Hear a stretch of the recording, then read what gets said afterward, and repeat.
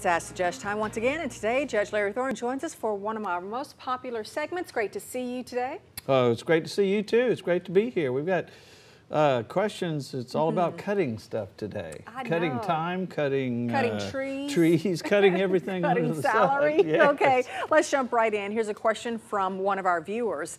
The judge said it was illegal for a neighbor to come on my property without my permission and trim my tree. So what makes it legal for Entergy to come on my property without my permission and chop up my tree?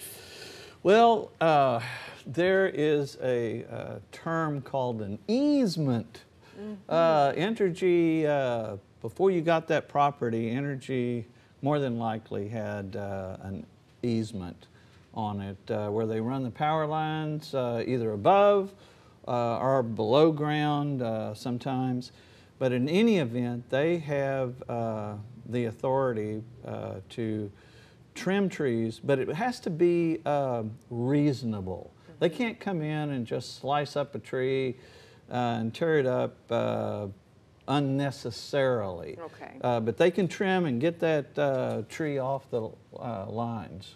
And in fact, we want them to do it in our yard sometimes. Okay.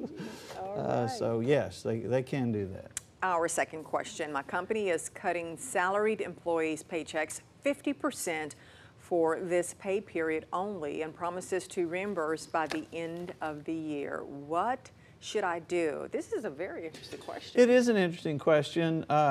We touched on this maybe last week or the week before, but if this is storm related, and I don't know that it is, they don't say, but we'll do both ways. If it's storm related and the business is shut down for less than a week and you're a salaried employee, they've got to pay you the full week's for the full week's work. Okay. Now, if it's over a week that they're shut down, they don't have any liability to pay you at all for anything after that first week. This is a strange thing. I'm thinking that they didn't make any money, so they don't have any in the bank, and they, I guess, couldn't borrow it. I really don't know. But the Fair Labor Standards Act, which is a federal act, says that if they do this, they have to pay this money back within a reasonable time, and it has to be for a reasonable reason that they're doing it, or they can get in trouble. Okay. And with the feds on this. So I don't know what your circumstance is, but they should pay you back within a reasonable amount of time, or they're in trouble. Okay, and the last question. My boss wants me to go from being on call 4 hours on Saturday mornings to being on call all weekend with no compensation. Is this legal? Okay, so maybe yes, and maybe no. This sounds kind of ratchet to me, but this is a great question too. Never had this one before in the 15 years or so we've been doing this, but they can do this under some circumstances and not pay you anything.